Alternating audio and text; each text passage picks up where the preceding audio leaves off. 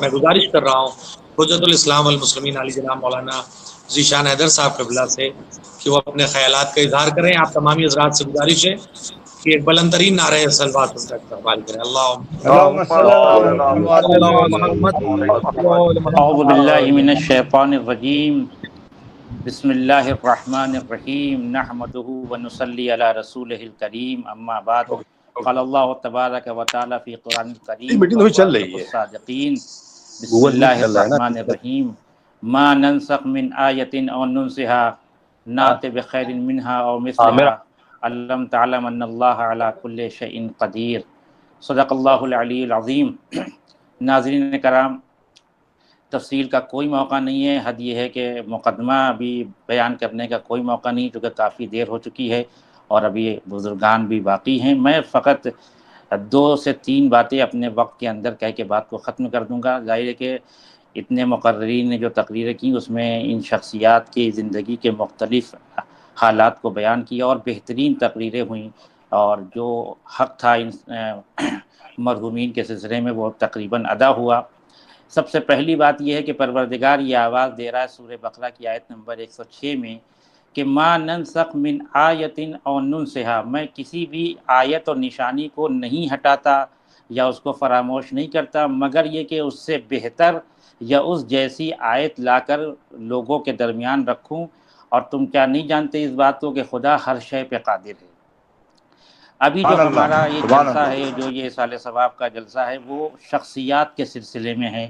ایک ایسی شخصیات کے جنہوں نے اپنی زندگی کو دین کے لیے وقف کر دیا.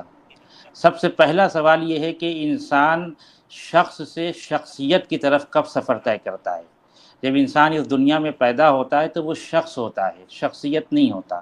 شخص اس لیے ہوتا ہے کہ اس کے وجود کے جو برکات ہیں وہ ابھی دوسروں تک نہیں پہنچے ہیں.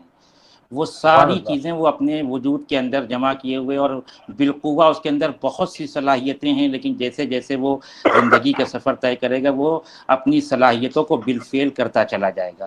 جب یہ صلاحیتیں جو بالقوہ تھیں بالفعل ہو کر معاشرے اور سوسائٹی اور مومنین کے کام آئیں گی، تب انسان اپنے شخص سے شخصیت کا سفر طے کرے گا. سبحان اللہ. شخص اور شخصیت کے اس سفر کو سمجھنے کے لیے بس اتنی سی بات کافی ہے کہ انسان جب تک اپنی توانائیوں کو، اپنی خصوصیات کو، اپنی صفات کو، اپنی قوت کو، اپنی طاقت کو اپنی ذات تک محدود رکھتا ہے وہ شخص ہوتا ہے. جب یہ ساری توانائی، یہ ساری خصوصیتیں عوام اور معاشرے اور مومنین کے لیے صرف کرتا ہے تو وہ شخصیت بن جاتا ہے. آج ہم جن لوگوں کے یاد میں بیٹھے ہیں، جس کا بھی نام آپ لیں گے، سب اپنے شخص کو چھوڑ کے شخصیت کا سفر طے کر چکے ہیں، اور جن کے اندر جو جو صلاحیتیں تھیں انہوں نے وہ صلاحیتیں مومنین تک پہنچائی، چاہے وہ مولانا علی عابد صاحب قبلہ ہوں، چاہے ابو القاسم صاحب قبلہ ہوں، اور چاہے شعراء کرام ہوں، یا جو جوان علماء جو گزرے ہیں ہمارے درمیان سے، سب نے شخص کو چھوڑ دیا ہے اور شخصیت کی طرف چلے آئے ہیں. اور جب انسان شخصیت بن جاتا ہے تو اس کی ذمہ داری بھی زیادہ ہو جاتی ہے. مولانا ڈاکٹر قلب صادق صاحب کے انتقال کے بعد ایک آواز اٹھی معاشرے میں کہ اب ان کی جگہ کون لے گا، تو بہرحال ایک آواز آئی کہ کوئی ڈاکٹر ہی ہو جو ان کی جگہ پہ آئے. یہ ایک اشتباہ ہے کہ ڈاکٹر کی جگہ ضروری نہیں کہ کوئی ڈاکٹر لے، عالم کی جگہ ضروری نہیں کہ کوئی عالم لے. جو انسان اس ڈاکٹر کے خدمات کو پھر سے معاشرے کے اندر پھیلا سکتا ہے، پہنچا سکتا ہے، وہ اس کی جگہ پہ آ جائے گا، چاہے وہ ڈاکٹر نہ ہو، چاہے وہ کہ عام انسان ہو. کہنے کا مقصد یہ ہے کہ شخصیت بننے کے لیے ضروری ہے کہ انسان کے اندر قوم کے خدمت کا جذبہ پیدا ہو. یہ ایک شخص سے شخصیت بننے کا سفر ہے. اب سوال یہ ہے کہ یہ جو شخصیات ہیں جن کے لیے ہم بیٹھے ہوئے، ان کو کیا عنوان دیا جائے؟ ایک ایسا عنوان کہ جو تمام شخصیات کے اوپر بالکل منطبق ہوتا ہو. کہ سب نے کسی نہ کسی شخصیت کے بارے میں کچھ نہ کچھ بیان کیا اور کافی حد تک ہم کو معلومات بھی حاصل ہوئی. میں صرف قرآن سے ایک بات عرض کرنا چاہتا ہوں کہ قرآن میں ایک لفظ استعمال ہوا ہے آیت کا. آیت کے معنی ہے وہ چیز جو انسان کو کسی چیز کی طرف نشاندہی کر رہی ہو اسے آیت کہتے ہیں۔ قرآن کہتا ہے ما ننسخ من آیت او ننسھا، پروردگار کسی نشانی کو نہیں ہٹاتا یا فراموش نہیں کرتا مگر یہ کہ اس سے بہتر نشانی یا اس جیسی نشانی لا کے رکھے، کیونکہ پروردگار کی ذمہ داری ہے کہ اس کائنات میں کچھ ایسی شخصیتیں ہوں جو اپنے وجود کے ذریعے لوگوں کو خدا کی طرف بلا رہی ہوں، اور جو بھی اپنے وجود کے ذریعے خدا کی طرف لوگوں کو بلائے گا اسی کو آیت الہی سے تعبیر کیا جائے گا۔ سبحان اللہ۔ اور یہ آیتوں کی کمی نہیں ہے، ایک آیت جائے گی دوسری آ جائے گی۔ یہاں پہ جو میں نے آیت کا انتخاب کیا وہ اسی لیے کہ اتنی شخصیات کے انتقال کے بعد ہم گھبرا گئے ہیں، ہم پریشان ہو گئے کہ مولانا علی عابد صاحب قبلہ دنیا سے چلے گئے، اب کیا ہوگا؟ ڈاکٹر قلب صادق صاحب دنیا سے چلے گئے، اب کیا ہوگا؟ مولانا پروفیسر ابوالقاسم صاحب دنیا سے چلے گئے، اتنے شعراء کرام دنیا سے چلے گئے، ثنا عباس صاحب دنیا سے چلے گئے، کیا ہوگا؟ قرآن نے فوراً امید بندھائی، ما ننسخ من آیت او ننسھا، گھبرانا نہیں، ہم نے اگر آیتوں کو اٹھایا ہے تو ہم دوسری آیتوں کو اس معاشرے میں لا کے رکھیں گے جن کی خدمت اسی طرح سے عوام کے لیے عام ہوگی جیسے دوسرے لوگوں کی خدمت عام ہوتی ہے۔ بہت سی باتیں ہیں تو میں صرف ایک بات کی طرف اشارہ کر کے بات کو ختم کرتا ہوں کہ بہترین خراج عقیدت ان شخصیات کو یہ ہے کہ ہم ان کے مشن کو آگے بڑھائیں، ان کے کاموں کو اور زیادہ پھیلائیں۔ سب سے بہترین مولانا علی عابد صاحب کی زندگی کو دیکھیں گے تو ان کا کام الحمدللہ آگے بڑھ رہا ہے، علماء نے یہ بیڑا اٹھایا ہوا ہے، مدارس کے ذریعے سے دینی تعلیم آگے بڑھ رہی ہے۔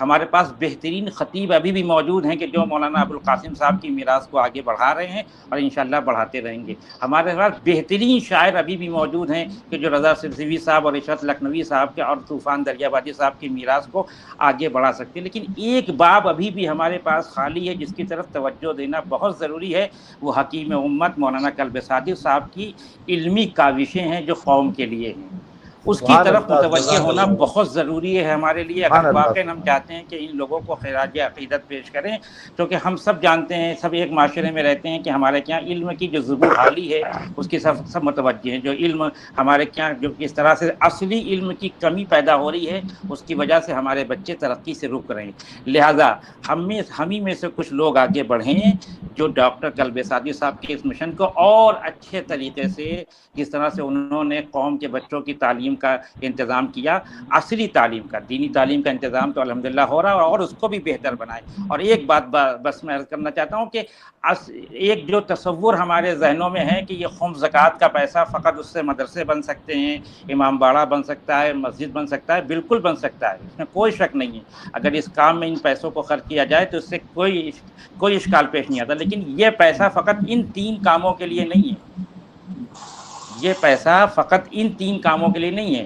آپ اسی خمس زکوٰۃ سے ایک بہترین اسکول بھی بنا سکتے ہیں، آپ اسی خمس زکوٰۃ سے بہترین انسٹیٹیوٹ بنا سکتے ہیں، آپ نرسنگ ہوم بنا سکتے ہیں۔ یہاں خود قم کے اندر آپ آئیے، آیت اللہ گل پائگانی صاحب کا اپنا ہاسپٹل موجود ہے، آیت اللہ جواد تبریزی صاحب کا اپنا ہاسپٹل موجود ہے، آیت اللہ خامنائی صاحب کا ہاسپٹل موجود ہے، آغا سیستانی کے 2 ہاسپٹل موجود ہیں۔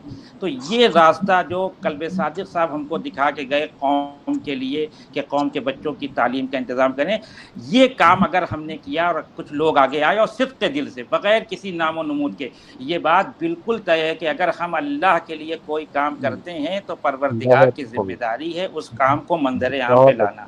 جیسا بھی آپ نے دیکھا کہ کچھ ایسی باتیں تھیں جو جزاک اللہ کے بارے میں ہم کو نہیں معلوم تھی، ثنا صاحب نے ہم کو نہیں معلوم تھی، لیکن مومنین نے ہم تک پہنچائی۔ کل جب ہم اس دنیا سے جائیں گے اور اللہ کے لیے کام کر کے جائیں گے تو اللہ کی ذمہ داری ہے کہ وہ ہمارے کاموں کو دنیا تک لہذا بہترین خراج عقیدت یہ ہے کہ ہم عصری تعلیم کا بہترین انتظام کریں۔ اسکول کھول لینا کمال نہیں ہے کہ ہم نے اسکول کھول لیا، انہوں نے اسکول کھولنا، بہترین عصری تعلیم جس طرح سے عیسائیوں نے تعلیم کے اوپر توجہ دی ہے۔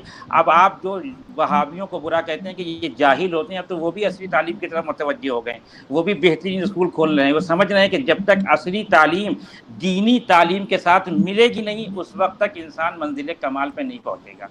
دینی تعلیم کا کام یہ ہے کہ عصری تعلیم کو کہیں پہ مس یوز نہ ہونے دے۔ اگر صرف اصلی تعلیم رہی تو ہو سکتا ہے کہ انسان گمراہ ہو جائے، لیکن دینی تعلیم اس کے پر لگام ڈالے گی کہ بہترین خراج عقیدت ان شخصیات کو یہ ہے کہ ان کے کاموں کو اسی طرح سے آگے بڑھا جائے جس میں مولانا ڈاکٹر قلب صادق صاحب کا کام نمایاں ہے۔ وآخر دعوانا والحمدللہ رب العالمین۔ سبحان اللہ، بہترین پیغام دیا زیشان بھائی، سبحان اللہ، یہ بہترین پیغام دیا۔ خوبصورت پیغام پیش کر رہے تھے محترم، بہت اچھا پیغام، جزاک اللہ جزاک اللہ، سبحان اللہ۔ اس طرح سے خمس و زکوٰۃ کے پیسے کا خرچ کا طریقہ بتایا کہ اور دینی امور کے علاوہ دنیاوی معاملات اور اپنے علم کو فروغ دینے کے لیے کیا جا سکتا ہے۔ ان کا بہترین پیغام تھا، ہم سب کو اس پر عمل کرنا چاہیے اور اپنی زندگی کے ساتھ ساتھ دوسروں کی زندگی کو خوبصورت بنانا چاہیے۔